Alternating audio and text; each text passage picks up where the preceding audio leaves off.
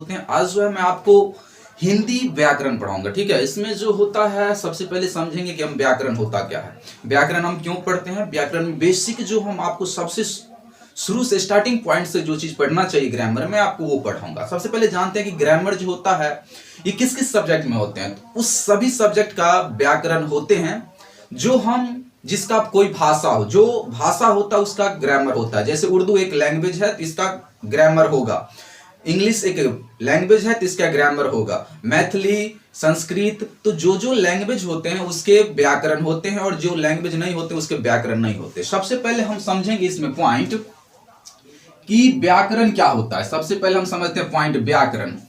ठीक है, कि आखिर व्याकरण किसको बोला जाता है। तो व्याकरण का मतलब क्या होता है, जो भाषा को शुद्ध करे, सिक्योर करे, प्रोनाउंसिएशन को ठीक करे, वो होता है व्याकरण। ठीक है, जो हमें सही से लिखना सिखाए। जैसे हम यहां पे लिखते हैं, हम हिंदी में लिखते हैं जैसे बेटा, ठीक है, तो ये सही है। अगर किसी के पास एक बेटा है तो वो बेटा बोलेगा, लेकिन बहुत सारे बेटा है तो क्या बोलेगा, बेटाएं, कोई बोलेगा बेटाओं। तो ये जो है ये दोनों का दोनों, ये बेटा मतलब एक, ये एक वचन का इंडिकेट कराएगा, और ये बेटाएं मतलब बहुत सारे बेटाएं, लेकिन ये गलत है।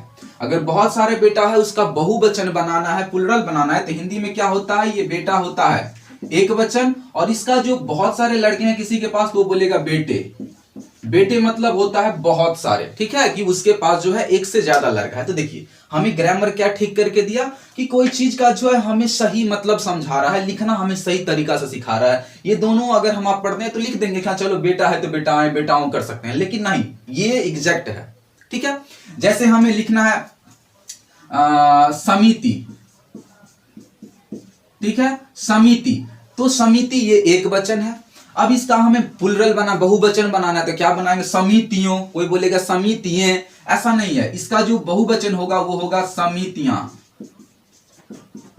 समितियां, ये हुआ इसका बहुवचन। ठीक है, तो हमें ये ग्रामर में ही सीखेंगे। तो ग्रामर को शुद्ध करता है, किसी भी चीज को हिंदी में जो हम लिखेंगे उसको शुद्ध करता है। आपने देखा यहाँ पे इसको ये शुद्ध किया। तो सबसे पहले आप समझ गए कि व्याकरण जो है किसी भी लैंग्वेज में जो हम लैंग्वेज का इस्तेमाल करेंगे, हिंदी हो, उर्दू हो, जापानीज हो, मैथिली हो, संस्कृत हो, उसको शुद्ध करने का काम करेगा। शुद्ध का मतलब कि वो सही सही लिखना आपको सिखाएगा। इसका जो एक है तो कैसे लिखना, एक से अधिक है तो उसको कैसे लिखना है।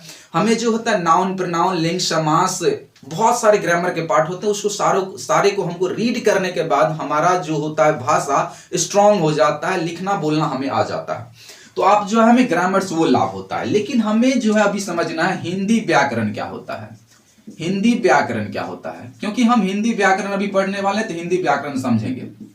हिंदी व्याकरण क्या होता है, तो हिंदी व्याकरण का मतलब होता है कि कोई ऐसा पुस्तक, हिंदी ग्रामर का ऐसा पुस्तक या ऐसा नॉलेज, ठीक है, ज्ञान, जो हमें हिंदी को सही सही लिखना, प्रोनाउंसिएशन करना, बोलना, बात किसी से कर रहे हैं तो कहां पे क्या लगाना है, वो हमें सिखाएगा, उसे हम कहते हैं व्याकरण।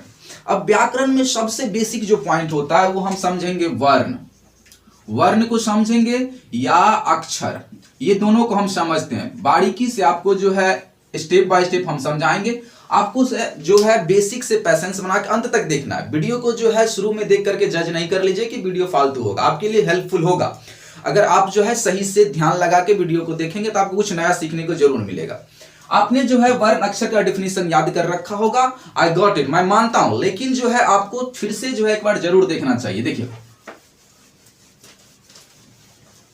अब समझिए कि अक्षर क्या होता है, वर्ण क्या होता है। बहुत सिंपल है, जो हम बचपन से सीखते आ रहे हैं अक्षर, ये देखिए क्या क्या सीखते आ रहे हैं। जैसे हम बोलते हैं, लिखते हैं अ, ठीक है, अ से लेके उ तक, ए बोलते हैं, ए से लेकर के अंग तक, ऐसे ही करते करते जो है आप ज्ञ तक जाएंगे। ठीक है, ये अ से लेकर के ज्ञ तक का जो टोटल अक्षर होते हैं जो हम लिखते हैं अ से ज्ञ तक, यही कहलाता है अक्षर, और इसी को कहा जाता है वर्ण। अब बात आता है कि जब अक्षर से काम चल रहा था तो वर्ण क्यों बोला गया, वर्ण से काम चल रहा था तो उसी चीज को अक्षर क्यों बोला गया। सबसे पहले अ को ही अक्षर भी बोला जाता है और वर्ण भी बोला जाता है। ए को अक्षर बोलिए, वर्ण बोलिए, कोई दिक्कत नहीं है, लेकिन थोड़ा सा आपको समझ, जैसे प हो गया, ट हो गया, त हो गया, न हो गया, ये सारे के सारे जो है अक्षर और वर्ण दोनों है, इसी को अक्षर और वर्ण कहा जाता है। ये सारे के सारे जो है अक्षर कहलाते हैं, वर्ण कहलाते हैं। हल्का से इसमें बेसिक आपको जानना है कि जब हम इसको बोल रहे होते हैं, जैसे बोले प, तो जब हम बोल रहे होते हैं तो ये वर्ण होता है, और जब ये लिखा जाता है किसी चीज पे या टाइप हो जाता है तब ये बन जाता है अक्षर। जैसे हम अभी बोलते हैं नौ, नौ बोले तो अभी बोल रहे हैं, कोई सुन रहा है, कहीं पे लिखा नहीं गया इसको नौ को, तो ये हुआ वर्ण। इसी नौ को जब हम यहाँ पे राइट डाउन कर देंगे तो यही नौ कहलाएगा अक्षर, ये कहलाएगा अक्षर, ठीक है, ये कहलाएगा अक्षर। तो अब इसका डिफिनीशन क्या होगा? तो डिफिनेशन आप ऐसे बना सकते हैं कि कोई भी आप शब्द देखे होंगे, शब्द किसको बोला जाता है वो पहले समझ। जैसे यहां पे हम लिखते हैं कोई कमल, कमल ये एक शब्द है, ठीक है। तो शब्द जिसके सहारे बना है उसे ही तो अक्षर कहते हैं। देखिए इसमें क अक्षर है ना, म अक्षर है ना, ल अक्षर है, अ से लेकर के और ज्ञ तक जितने भी लेटर होते हैं सारे के सारे अक्षर होते हैं, और अक्षर के ही सहारे शब्द बनते हैं। तो शब्द जिसके सहारे बनते हैं उसे हम क्या कहते हैं? अक्षर। या नहीं तो दूसरा तरीका से आप कह सकते हैं कि शब्द की सबसे छोटी इकाई यूनिट जो होता है अक्षर होता है। अब देखिए क में सबसे छोटा इकाई क्या है? क है, इसको अलग कर दीजिए, छोटा हो गया। म को अलग कर दीजिए तो म हो गया, ल को अलग कर दीजिए तो ल हो गया। ये जो होते हैं तीन से बने हैं, तीन अक्षर मिलकर एक शब्द को बना रहे हैं। या आप ऐसा भी कर सकते हैं कि इस शब्द का ये सबसे स्मॉलेस्ट यूनिट है, इकाई है, इसी के सहारे ये बना हुआ है। तो शब्द जिसके सहारे बनता है उसे अक्षर या वर्ण कहते हैं, या शब्द के सबसे छोटी इकाई को वर्ण या अक्षर कहते हैं। चलिए अब हम समझते हैं शब्द। अब चलिए शब्द को देखिए। अब शब्द क्या होता है? शब्द जिसे अंग्रेजी में आप कहते हैं वर्ड। वर्ड भी बहुत ही सिंपल है। जब दो या दो से अधिक अक्षर आपस में मिल करके एक मीनिंगफुल, या आप हिंदी में कह सकते हैं सार्थक अर्थ देगा, उसे ही हम कहते हैं शब्द। अक्षरों के या वर्णों के सार्थक समूह मीन्स ग्रुप, जो ग्रुप होते हैं उसे ही कहा जाता है शब्द। अब देखिए जैसे हम लिखते हैं नरम। अब देखिए ये शब्द है। डिफिनीशन हम कैसे बना रहे हैं? इसी से सोच के बना रहे हैं कि अक्षरों का सार्थक समूह। अक्षर बहुत सारे, समूह है क्योंकि एक से ज्यादा है तो उसे ही बोला जाता है समूह। एक से ज्यादा अक्षर है तो उसे बोला जाता है समूह। अक्षरों का सार्थक, सार्थक मतलब क्या कि पढ़ने के बाद जब हमें कुछ इसका मतलब भी समझ में आता है तब उसे बोला जाता है कि ये जो लेटर से बना शब्द है ये सार्थक है।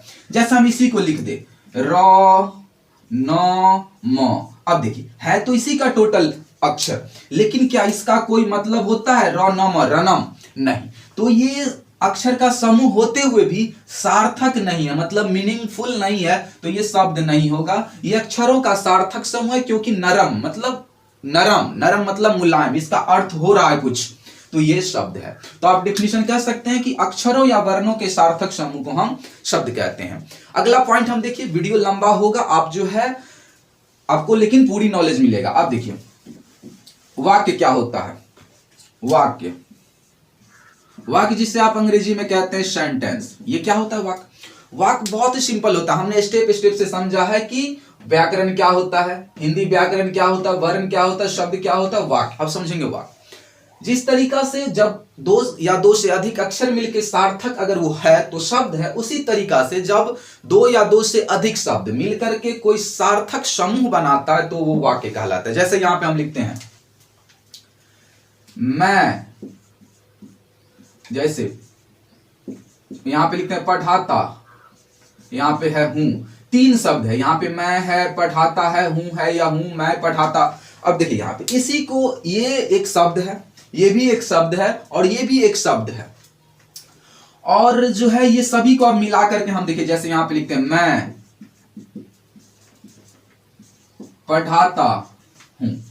अब देखिए यहां पे मैं पढ़ाता हूं, तो यहां पे जो है दो से अधिक शब्द मिलकर के एक सार्थक समूह बना रहा है कि इसको पढ़ने के बाद मतलब समझ में आ रहा है कि मैं किसी को पढ़ा रहा हूं, तो मैं पढ़ाता हूं। तो ये जो है एक सेंटेंस है जिसे हम वाक्य कहते हैं। तो आप डिफिनेशन बना सकते हैं कि शब्दों के सार्थक समूह को हम क्या कहते हैं? वाक्य कहते हैं। अब इसको अल्टर पल्टर लिख देंगे कि पढ़ता मैं हूं, तब ये शब्दों का सार्थक समूह नहीं हो जाएगा, निरर्थक समूह हो जाएगा, मीनिंगफुल नहीं रहेगा। तो सजाने के बाद जब शब्द एक मीनिंगफुल अर्थ दे तब वो कहलाता है वाक्य। वीडियो ज्यादा लंबा हो जाएगा, ये वीडियो का फर्स्ट पार्ट था।